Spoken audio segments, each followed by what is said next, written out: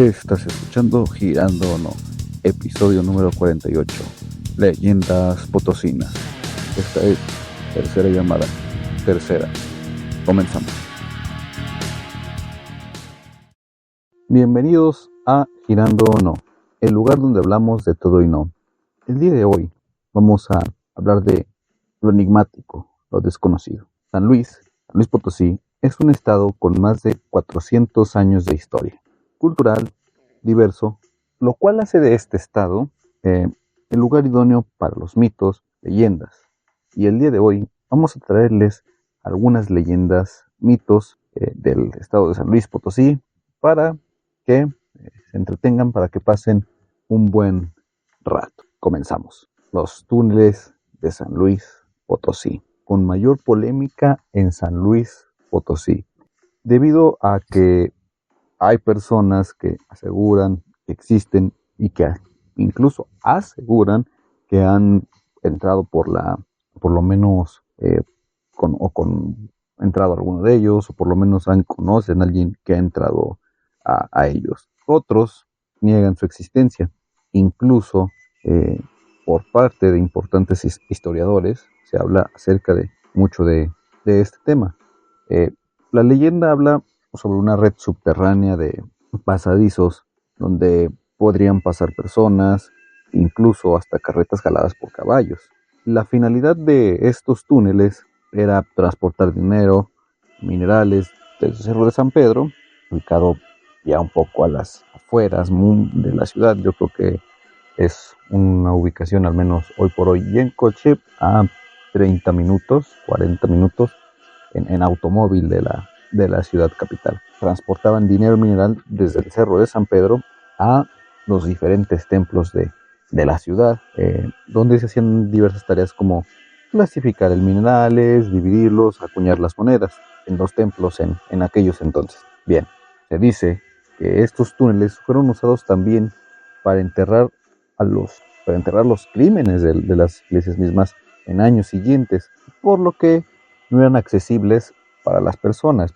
Crímenes, básicamente algunos productos de monjas, asesinatos, etcétera, esa clase de cosas que pues le ocultaban a las personas. La extensión de los túneles podría ser de desde dos edificios vecinos hasta 80 kilómetros. Algunos dicen que recorrían el Templo del Carmen hasta Soledad, o el santuario hasta la Cañada del Lobo. Con el tiempo, y debido a su desuso, se tiene la creencia que se transformaron para usarse como criptas, donde además de enterrarse el cuerpo de un sacerdote a forma de reliquia sacra, también cuerpos, como lo mencionábamos, de niños, hijos de monjas no nacidos, tesoros no reportados por la iglesia. Recordemos que según los libros era completamente normal. En aquellos tiempos la iglesia juntaba las riquezas, era una institución muy importante para el reino, y todo aquello que juntaban tenían que reportarlo a la oficina principal, al lugar principal en el Vaticano, y se mencionan que estos túneles los utilizaban para no guardarse una parte, quedársela a ellos y decirle a la iglesia de que nosotros no tenemos nada más que esto, y otra parte estaba o se encontraba guardada. Bien, se ha desmentido que una red de estas dimensiones pudiera existir, principalmente por el tipo de suelo en el que está cimentada la ciudad, el cual es poroso y filtraría de inmediato el agua de los mantos freáticos, inundando los túneles con el tiempo. Se ha señalado también que muchas veces estos túneles son confundidos con cámaras de filtración, las cuales eran usadas para recolectar el agua. Entonces, de ahí viene un poco las confirmaciones de estas teorías, de estas conspiraciones acerca de los túneles de San Luis, que no eran más que esto, o hoy por hoy es lo que se nos menciona. Lo que es cierto es que el tema no se le ha dado la importancia suficiente desde el ámbito histórico, pues si bien tal vez no existían los legendarios túneles que recorren por debajo de la ciudad, no se niega la entrada, no se niega la existencia de entradas subterráneas en templos y edificios del centro, pues, histórico, los cuales no siempre se han dado explicaciones firmes y concluyentes sobre su existencia, solo conclusiones tanto en favor como en contra. Y es que es un tema peculiar. Al hablarse y al hablar toda la leyenda, o hablar de todo lo que implica este rumor, esta leyenda, hoy en día más denominada una leyenda, es algo, llamémosle, difícil de comprobar. Una, por el tiempo que tiene la ciudad fundada. En esos tiempos no había, no sé, la forma en tener registros, y al ser, o como se menciona en la leyenda, al ser un mito que reflexiona sobre que estos túneles se utilizaban para ciertas actividades un poco más secretas, un poquito más discretas, obviamente no era una cosa, no era era una red de túneles que todo el mundo conociese. Entonces, bajo esta idea, es difícil saber si existían o no túneles en San Luis, siendo hace algunos años, yo creo que tendrán 20, no lo recuerdo muy bien, un accidente en en la misma en la misma Alameda, y abrió un socavón, un hoyo, y muchas personas comentaron y dijeron que dicho hoyo era uno de esos túneles, o era parte de esos túneles. Se menciona en las iglesias que hay, incluso hay alguna iglesia en donde se hizo una excavación y se encontró precisamente uno de estos túneles. Sin embargo, no era un túnel como tal, o un túnel como se menciona en la leyenda, sino más bien era el lugar donde precisamente se guardaban los restos de los sacerdotes. Vamos, era un lugar en el que dedicaban para eso. Curiosamente, el encontrar este lugar o este sótano incrementó más la leyenda de que existían los túneles, y que los túneles eran utilizados para, pues, estas cosas, ¿no? De ocultar cuerpos, pero la realidad es que, al menos en ese tema, era el lugar donde se les daba entierro a a los monjes, a los padres, a aquellas personas de, de un rango en en la iglesia. Siendo este, pues, el, la leyenda de los túneles, una leyenda muy conocida, al menos en San Luis. No me sorprendería que haya una leyenda, vamos, igual en algún otro de los estados de, de la colonia, del virreinato. Hablemos de Zacatecas, Querétaro, que eran también colonias en el virreinato muy importantes, y que pueden tener esta clase de rumores, de leyendas. La siguiente leyenda es la de la hacienda Gogorrón. Comencemos. Una de las haciendas más famosas de San Luis Potosí, en el municipio de Villa de Reyes. Fue construida en 1750 por Pedro Arismendi Gogorrón. Me imagino que de ahí el nombre. Se dice que aquel hombre comenzó a apoderarse poco a poco de los terrenos aledaños para adicionarlos a sus dominios, llegando a tener hasta 35,000 hectáreas de terreno. Su ambición fue tanta que incluso llegó a tener problemas con la iglesia, pues él se oponía a entregarle parte de sus riquezas, y al parecer logró ganar el conflicto con la iglesia, a pesar del poder que tenía la iglesia en esos tiempos. Imaginemos, ¿no?, que la iglesia, creo yo, era una institución que tenía el mismo rango, el mismo poder que el rey de España. Podemos incluso llegar a decir eso. Bien, entonces que el hombre haya logrado salirse con la suya, por así decirlo, ante la iglesia, habla del poder que tenía, las influencias que este hombre tenía. Y con el paso del tiempo eh, operó como hacienda textil, como mezcalera, por lo que la hacienda contiene un amplio complejo industrial, el cual incluye 12 hornos. La riqueza de esta hacienda fue tal que incluso llegó a ese lugar llegó el automóvil y el avión.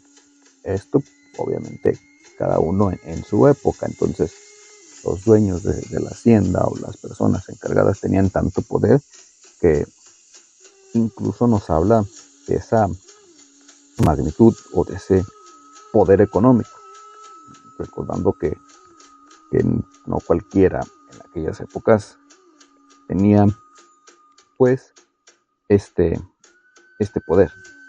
Actualmente la hacienda se usa para fines turísticos y su belleza es tal que incluso se escogió para ser parte del filme de la película del zorro, en donde se invirtió la cantidad de 2 millones para acondicionar el espacio para el filme.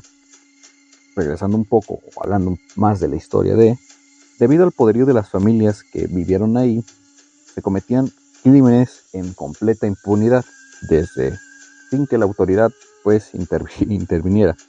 Incluso siquiera se daba, podemos decir que se daba cuenta de lo que ocurría. O incluso podemos decir que sí sabían lo que ocurría, pero no hacían nada o no impartían la justicia que se debería. Recordemos que muchas veces eso sucede y sucedía. Habitualmente estos crímenes o estos actos se cometían en contra de la servidumbre o en contra de las personas que pues no tenían, entre comillas o por así decirlo, ese poder o ese estatus. Mucho del dinero que generaba la hacienda, como es común o como suele suceder, o se suele contar, fue escondido por temor a que llegaran grandes bandidos a robar, o incluso la envidia de los propios trabajadores. Y más teniendo en cuenta el año de la fundación de esta hacienda, 1750, y hablarte del paso del tiempo, que en 1750 faltaban más de 50 años para la independencia, y tomando en cuenta que a esa hacienda llegó el automóvil y el avión, habla de el tiempo que fue vigente. Entonces, por lógica, la hacienda vivió la independencia, la post-independencia, vivió los conflictos o le tocó vivir. Habrá que ver en qué tanto San Luis estuvo involucrado, que yo creo que sí, porque San Luis, al ser una zona céntrica, pues tendría sentido que algo pasara. Debe haber tocado la guerra contra Estados Unidos, la guerra de reforma, la intervención francesa, los tiempos de la revolución, todo lo que implicó la revolución, la posrevolución, entre, no sé si fuera esas épocas todavía seguía con esa vigencia, pero le tocó. Entonces, con tanto paso del tiempo, obviamente, tantos conflictos, tantas guerras, pues obviamente eh, no nos sorprendería que muchas riquezas, mucho dinero, muchos tesoros, por así llamados, estuvieran escondidos para que ni bandidos, ni en esos tiempos de guerra, para no perder lo que yo tengo por la guerra, ahí estaban eh, escondidos. Bien, pues repito, se dice que parte de este tesoro fue enterrado debajo de los árboles que con el tiempo se secaron. Felipe Murieras Fox, uno de los herederos de esta hacienda y quien fue beneficiado por el porfiriato, quien tuviera 3 hijos, muriéndose 2 de ellos en diferentes accidentes. En esta época se citaron muchos hechos de sangre, pues comenzaban a ser el pueblo de Villa de Reyes, con el cual se comenzó a tener conflicto. Hoy por hoy y en la actualidad, en el lugar hay quienes dicen que habitan dos tipos de espíritus: aquellos de luz o llenos de inocencia, como las almas de los niños, y otros seres más oscuros, incluso no humanos, atraídos por la maldad de algunos de sus rincones. Obviamente, pues, como todo, son mitos, son leyendas que ir a visitar, habrá que ir a ver qué sensación da aquel lugar. En las habitaciones de la servidumbre se han escuchado llantos de niños pequeños o de mujeres, quizás personas que murieron en el lugar debido a lo desechables que representaban sus vidas para los, los jefes, los patrones, por así llamarlos, en esos tiempos que vamos, para ellos, para muchos eran solo personas que les servían, personas que estaban ahí y personas que les generaban riquezas y les ayudaban, personas que ellos pensaban o que ellos creían eran, como lo dice acá, desechables. Por otra parte, en patios y hornos se aparecen sombras obscuras, retadoras, algunas veces cruzando de un lugar a otro, otras veces asomándose en lo oscuro.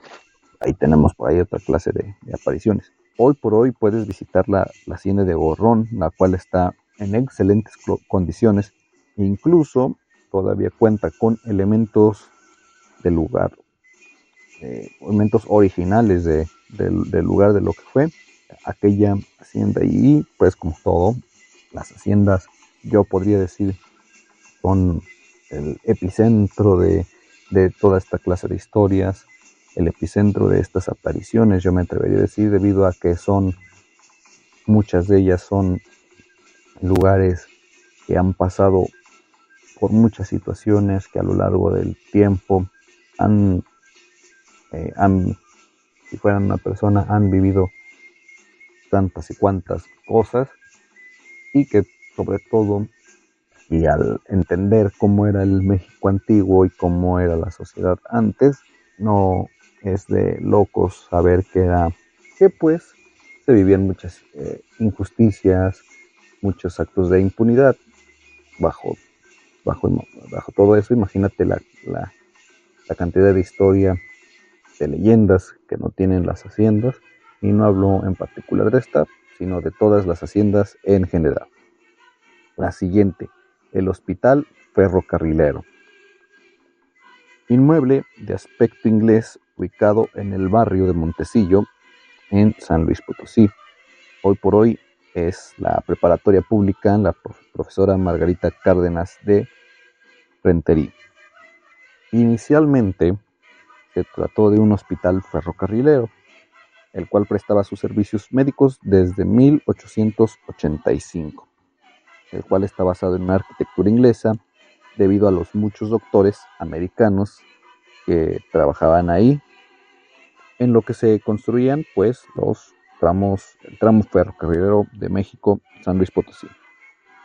Con los años, y una vez terminada la tarea original del hospital, este pasó de ser ese hospital a ser un hospital público a cargo ahora de doctores mexicanos, ya no doctores americanos. Posteriormente se convirtió en una academia y hoy por hoy en una escuela pública. Su rica historia le ha convertido en uno de los focos paranormales más activos de la ciudad. El patio central es el más común, pues se dice que ahí es donde se pueden ver niños pequeños parados como si miraran a alguien mayor. Algunos incluso solo han visto a un niño o a una niña. Hay otros que han visto incluso dos o tres, varía dependiendo la persona. Todos de temprana edad, o sea, todos muy, muy pequeños.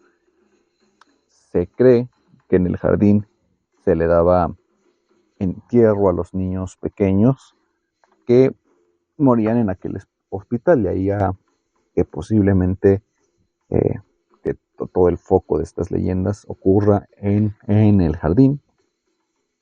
Otra aparición de niños es la de una pequeña que dicen que sus papás habían dejado en el hospital para que se curara de una enfermedad. La pequeña se asoma siempre por una ventana en la espera de sus padres. Eso mientras todavía estaba con vida, o sea, siempre asomaba a la ventana esperando a que sus papás llegaran. Un día la pequeña se pone muy grave. Desafortunadamente, los padres no alcanzan a llegar a verla con vida. La niña muere sin antes haber visto a sus padres. Entonces muchas personas han visto el reflejo de una niña asomándose por la ventana. Incluso se tomó la decisión de pintar la ventana para dejar de ver a la niña, que me imagino había asustado a las personas en varias ocasiones. Debido a esto pintaron mejor la ventana, pero yo no sé si las cosas se manejen pues así. Otro de los personajes que aparecen o suelen aparecerse en dicho hospital es el llamado quemado. En uno de los salones se puede ver recostado en una camilla un hombre con horribles quemaduras, quejándose del dolor de las mismas quemaduras. Esa es tal cual la aparición de este personaje, no hay más, no hay menos. Es un hombre que se puede ver recostado, sufriendo por las quemaduras. Curiosamente, las manifestaciones en el lugar no se limitan a sonidos y avistamientos. Olores también se hacen presentes.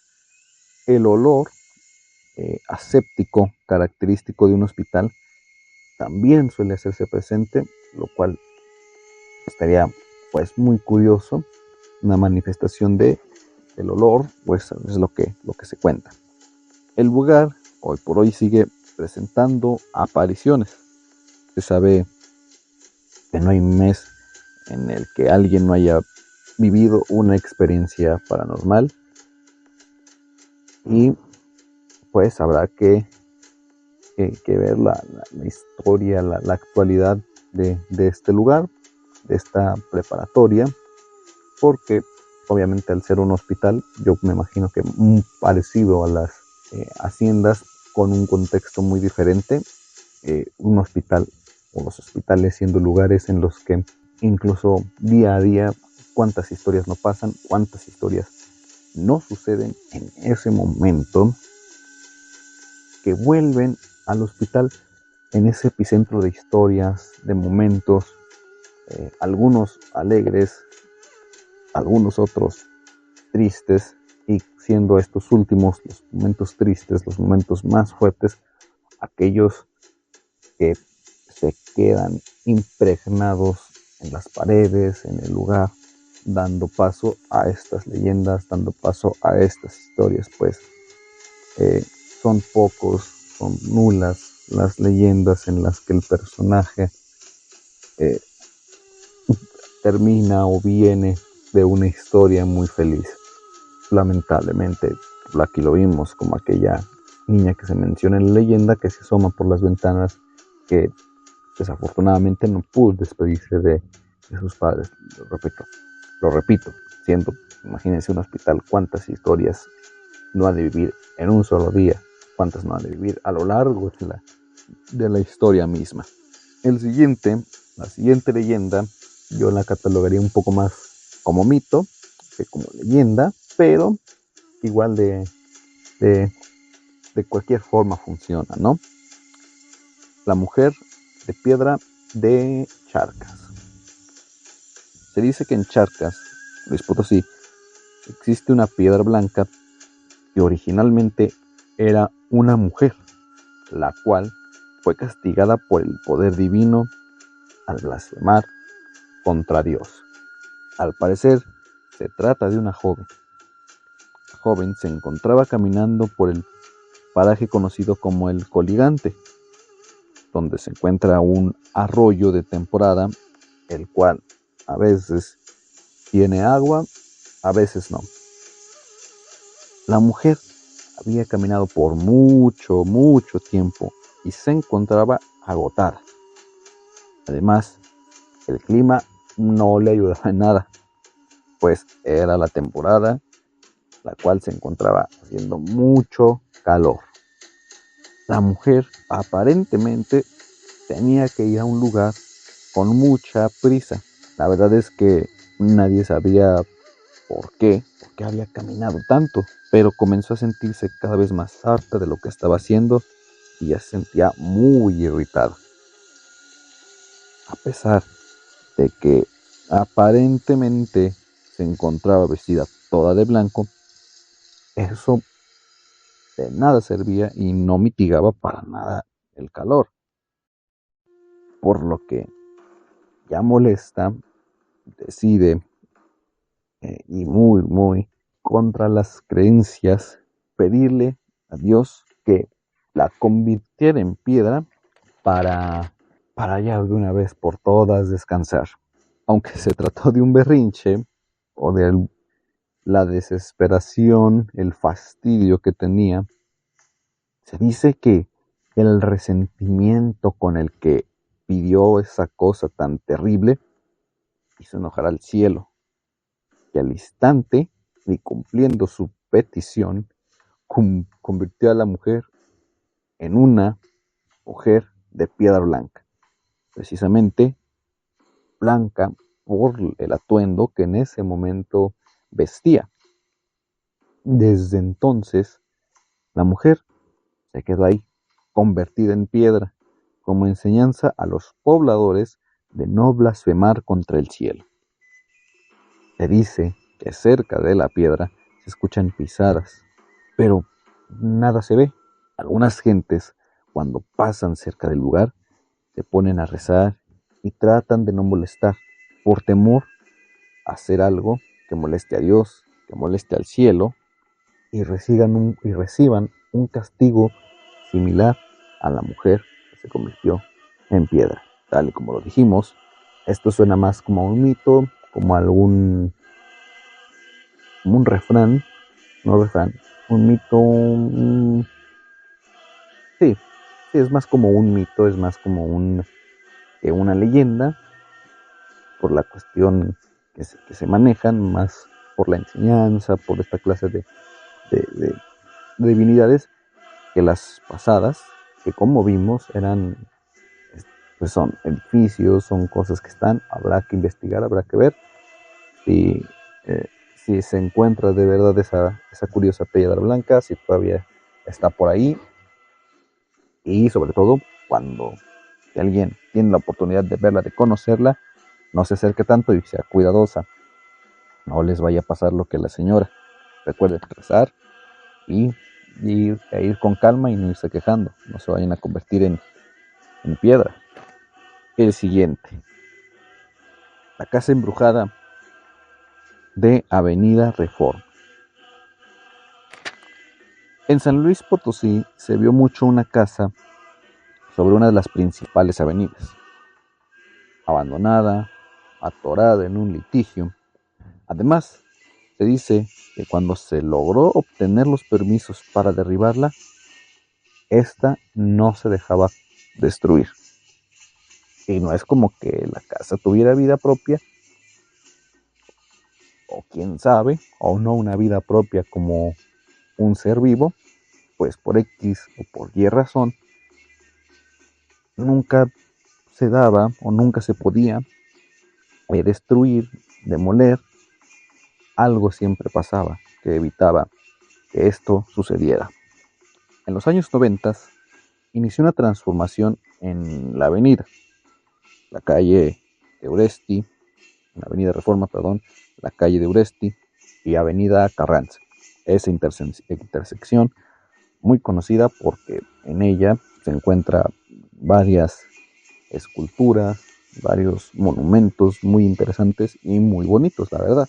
Ahí, justo ahí, se iba a hacer una transformación. No sé si ya la que actualmente todavía está por ahí. Simplemente se trataba de la destrucción de una serie de grandes residencias para crear un corredor turístico. Muchas personas estaban a favor del cambio, y la modernización, muchas otras se oponían por temor que el proyecto dejara más feo a San Luis o que no fuera tan bonito como ese aspecto más colonial, más del porfiriato, más de aquellas épocas. Hoy por hoy mucha gente sigue creyendo esto último, que la ciudad de San Luis se veía mejor antes y que esa remodelación lo hizo ver o hace que esté más feo. Muchas personas, perdón, una casa ubicada en la esquina de Álvaro Obregón con Avenida Reforma, la cual era propiedad de la señora Raquel Villalba, se encontraba deshabitada antes del proyecto del corredor turístico. Situaciones legales, cuestiones de litigio, de testamentos, etcétera, etcétera, muy burocráticos, impedían esta propiedad pudiera ser expropiada, pudiera pasar a parte del gobierno. La casa siempre llamó la atención debido a que era la única que permanecía en este paisaje plano. Constantemente era usada para poner anuncios, estar deshabitada y como es común, mucha gente la utilizaban para drogarse, para hacer vandalismo, para dejar basura dentro. Pero se menciona que los visitantes, por alguna extraña razón, aquellos que pasaban por ahí o que se quedaban ahí, no regresaban, no volvían a regresar. Se decía desde entonces que era imposible quedarse a dormir en dicha casa, pues estaba embrujada. Mientras uno más permanecía, el nivel de ataques de fantasmas y apariciones iba aumentando. Por las noches dice que se puede ver en uno de los cuartos una luz. Incluso en ocasiones esa luz se paseaba por las habitaciones. También quienes pasaban al lado de la casa llegaban a escuchar cómo a veces se abría o se cerraba una puerta. Incluso hay quienes aseguran que se ve un rostro asomarse por las herraduras de las ventanas, por los lugares. Incluso se llegó a decir que la persona que lograra dormir una noche ahí recibiría un premio por parte de su dueño. Obviamente todo esto eran rumores, pero estos le dieron su fama, le daban su reconocimiento, le daban esa leyenda, esa aura misteriosa a la casa. Un día aparecieron máquinas a un lado de la casa listas para destruirla. Se esperaba que de un día para otro la acabaran de derribar. Fácil, sencillo, sin ningún problema. Los días pasaban y no ocurría nada. Muchas personas señalaban que igual aún existía una laguna legal, que aún se estaba peleando, que aún no se tenían 100% esos permisos para demoler y que por eso no se podía derribar o por eso estaban en pausa esa actividad. Otros afirman que la casa no se dejaba derribar, que había algo, será lo que sea, pero el hecho de que aún no existiera una laguna legal, pues implica que podemos decir que sí, la casa no se dejaba derribar. Al parecer, las máquinas, una vez que iban a iniciar su trabajo, no funcionaban, no encendían, algo se averiaban, entonces mandaban traer otras a las cuales les pasaba lo mismo. Curiosidad, casualidad o la leyenda de que la casa no se dejaba derribar. Por otra parte, los trabajadores también reportaban que se perdían cosas, que se robaban cosas, que se escuchaban cosas, lo mismo que otras que se mencionaban, ¿no? Las apariciones, los sonidos, entre otras. Finalmente, se logró derrumbar la casa por completo, terminando los trabajos antes de que llegara la noche. Nadie sabe cómo se logró, pero algunos dicen que se utilizó algún medium, sacerdote, chamán, para contrarrestar aquella fuerza negativa. Algunos curiosos se acercaron a la casa destruida y, conectando, aseguraron el haber visto un túnel en donde cabía una persona, como los legendarios túneles que se dicen comunican los templos en San Luis Potosí, tal y como lo mencionamos al principio de este compendio de leyendas, pero esto obviamente son rumores, no se sabe si sí o si no, o si simplemente fue por ahí un rumor que se inventaron para agregar más historia, para agregar más enigma a la casa, ¿no? Se dice que en algunas noches, si alguien pasa por ahí, se, se puede escuchar cómo golpean bajo el suelo, como si alguien estuviera atrapado y quisiera salir. La historia de la casa de Avenida Reforma, hoy por hoy me parece que no sé cuál de las dos sea, pero creo que hoy por hoy es un restaurante, como una cafetería, restaurante, o el otro lado, si no me equivoco, es una tienda de vestidos de novio, vestidos de graduación, vestidos, si mal no me parece. Esos son los dos. Están en Obregón y Reforma, que se supone que son la casa. Alguno de esos dos creo que es. No estoy 100% seguro. Pues vamos con la siguiente. La leyenda de Doña Lucas. Ahí en la iglesia de San Nicolás, como es la más antigua, es primero que la de Cerro de San Pedro, que la de San Pedro. Data del 1600 y algo más o menos. Cuentan que cuando llegaron los españoles, llegó un matrimonio con una hija, con una bebé. No sé por qué se llamaba así, con un nombre tan extraño para una niña. Se llamaba Lucas. Un poco de historia. Antiguamente, los españoles siempre querían que, aunque fuese niña o fuese niño, se les llamara por don o doña, aunque fuesen niños, ¿no? Entonces, bajo esta idea, a ella todos le tenían que decir Doña Lucas. Y ella era una niña, pero pues ellos tenían esa costumbre. Entonces, Doña Lucas crece y se enamora de un guachichil.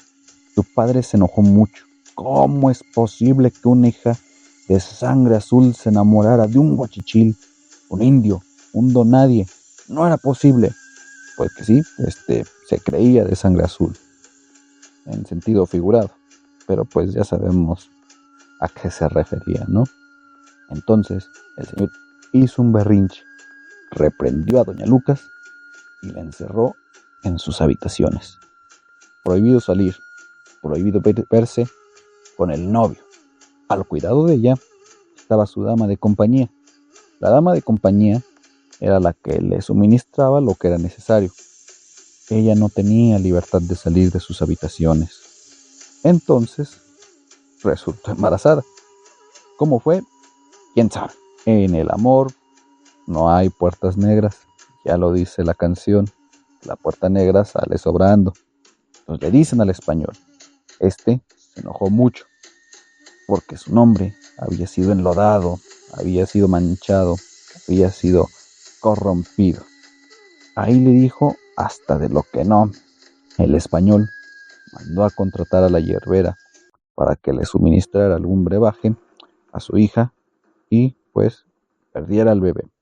Bueno, Lucas bebió el brebaje y sí, pasó lo que el papá quería, pero con mala suerte, porque aparte de perder al producto, también falleció ella. El cuerpo del bebé se lo regaló a la hierbera para que ella se deshiciera de él, porque él no quería o ellos no querían saber nada de eso. De su hija prohibió comentarios de lo que había pasado. Murió Doña Lucas, pero nadie supo por qué, ya que no tenían permiso de andar divulgando nada de eso. Le hicieron su velorio suntuoso, su sepelio. La vistieron de blanco, la coronaron, le pusieron joyas y la sepultaron en el altar mayor de la iglesia de San Nicolás. Ahí le hicieron su sepultura. Un sepelio inolvidable. Fue muy lujoso porque ella era hija única. Pasó el tiempo y ahí estaba enterrada Lucas. Un día estaba oficiando un sacerdote la misa. Llegaron al término en el que el sacerdote hace la lectura. Casualmente, aquel día tocó el evangelio, según San Lucas. Cuando el padre dice, se da lectura al evangelio según San Lucas, termine de decir San Lucas y se estremece todo el templo.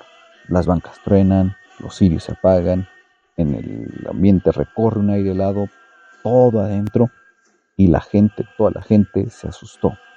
Desde entonces, cuando la gente pasaba fuera de la iglesia y por alguna cosa mencionaban el nombre Lucas, se oían estruendos, pasaba lo que había ocurrido en misa otra vez.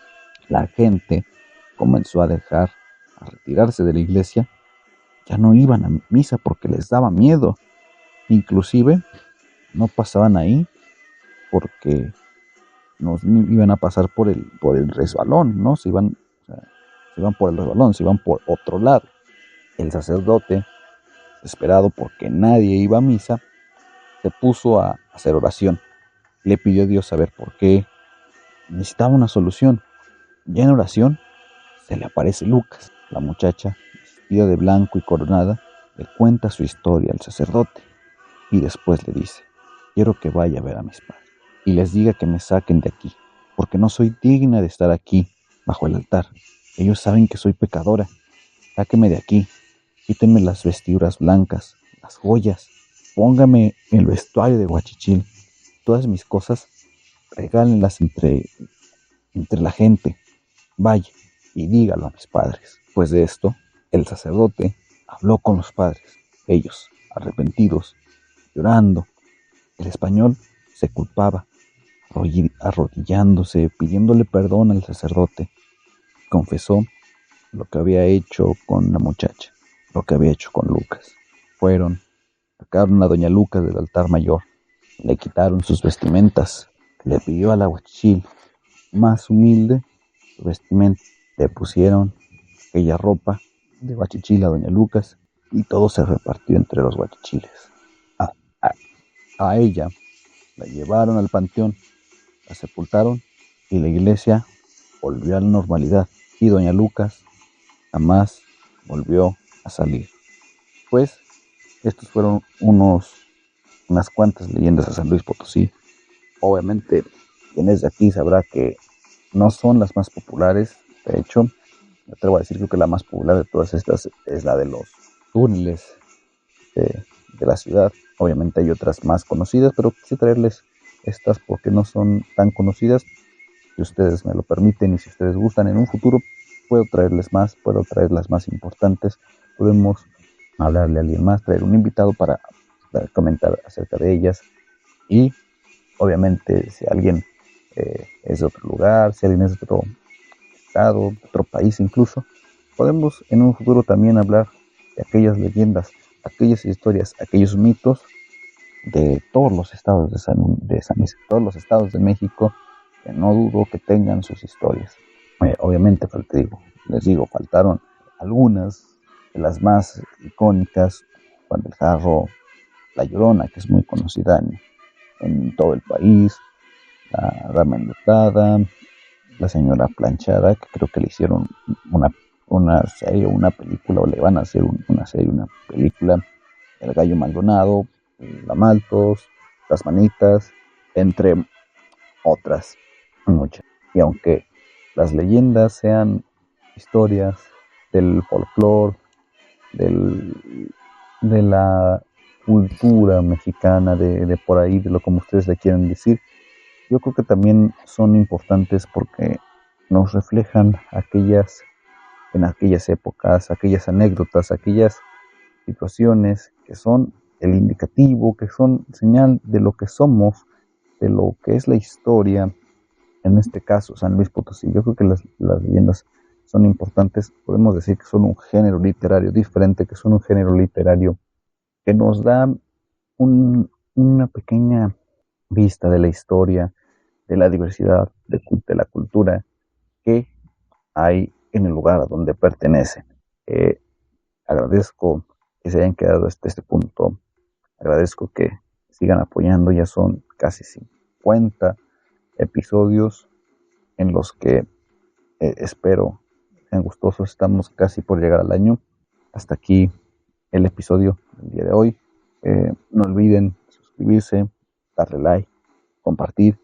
Si tienen algún comentario, bueno, algún comentario constructivo, algo en que mejorar, algo que se pueda hacer para crecer más, no olviden dejarlo, no déjenlo aquí. No olviden también seguirnos en nuestras otras redes, en Instagram como Girando o No, en Facebook también estamos como Girando No, también están mis redes personales, las que voy a dejar por ahí en la descripción o en un comentario fijo. No olviden portarse bien, comer frutas y verduras y recuerden, si les dan ganas de ir al baño mientras sueñan, no vayan, porque podría ser una trampa. Nos vemos. Bye. Este fue el episodio número 48 de Girando o No, Leyendas Potosinas. No olviden suscribirse, dar like, compartir, dejar un comentario bonito, eso nos ayudaría bastante. Además, seguirnos en nuestras redes sociales, Girando o No en Instagram y Girando o No en Facebook. Además, mi TikTok, Bepac98, y mis redes sociales, también Bepac98. No olviden portarse bien. Nos vemos en la próxima. Bye.